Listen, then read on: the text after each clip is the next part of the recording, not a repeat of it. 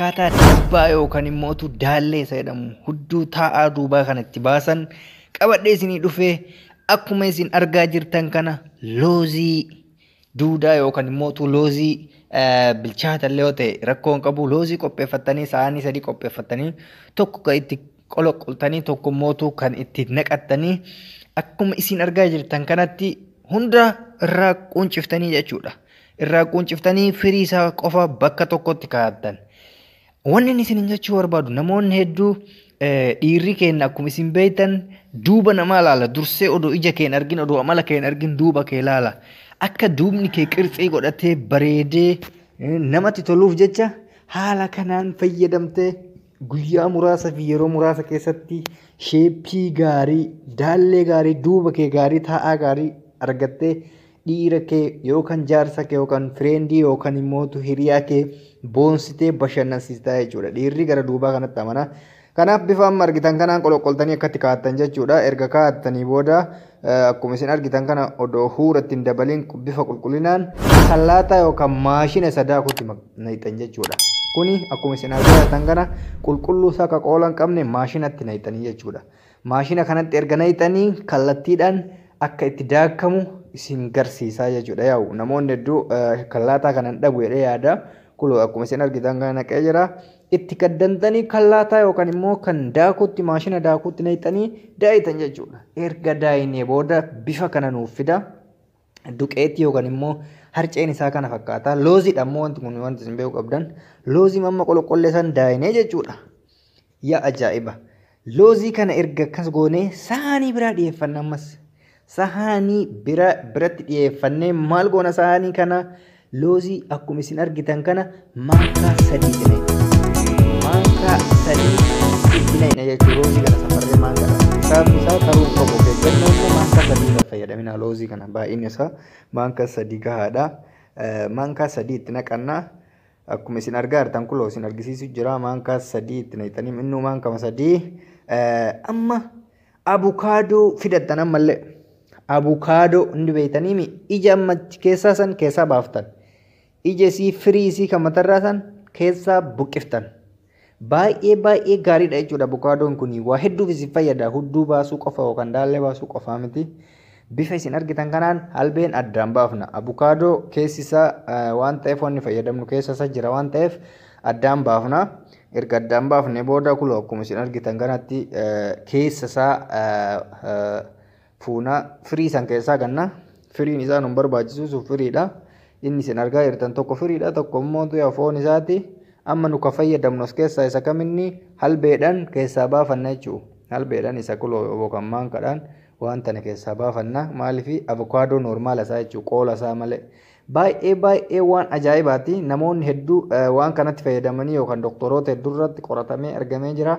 Shamarran keenya amma booda yaaddoon tokko isin hin qabu jechuudha. Akkuma isin argitan kana kuloo qoola isaa qofa hambisna. Qoola isaa qofa itti hambifna.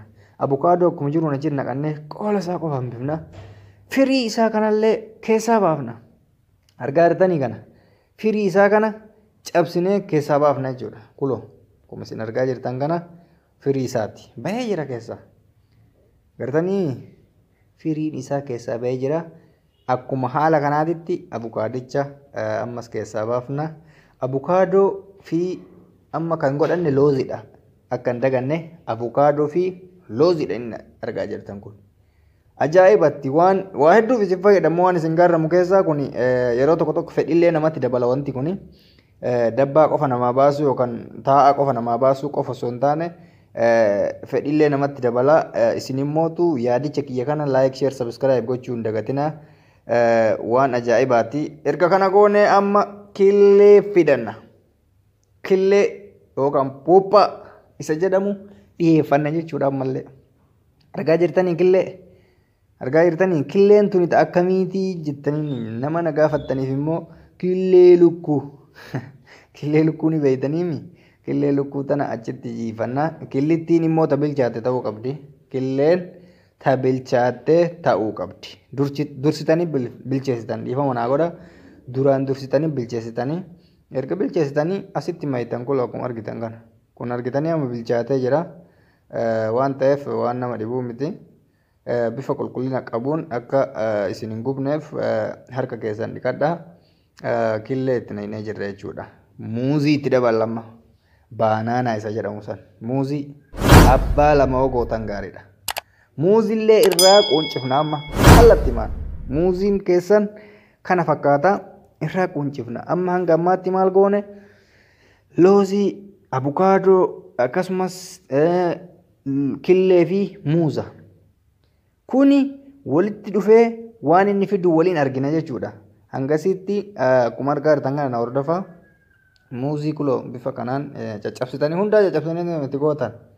Booddee waan daa'inuuf jechuudha. Daakkamuu isaan oolu waan ta'eef muuzii keessan bifa kanaan itti gootanii erga waliin gootanii yoo danda'ame waliin dhohitanii akka wal ga'uuf maankadhaa walumaan dhohitanii akkasiin harkaan jiinetti of eeggannomaan gootanii sahaanii keessatti jechuudha waliin dhooftan xiqqoo akka caccabuun gaariidha beektee wal makuu qaba wantichi akka wal wajjin deemee dalaadoo killee muuza akkasumas immoo looziidha.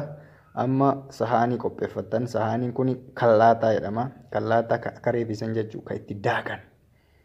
Waan itti daakanitti ani fakkeenyaaf amma waan kanatti daakaa isinimmoo kinka kanarra jabaa qabdanii yookaan immoo waan biras qabaatuu dandeettanii yoo akka tasaa kanan qabaanne immoo shafuudhaaf jecha wantoota akka laastikii qadaada qabutti fayyadamtanii shafuu dandeettan sirriitti akka caccabutti maan kan caccabsitanii jechuudha.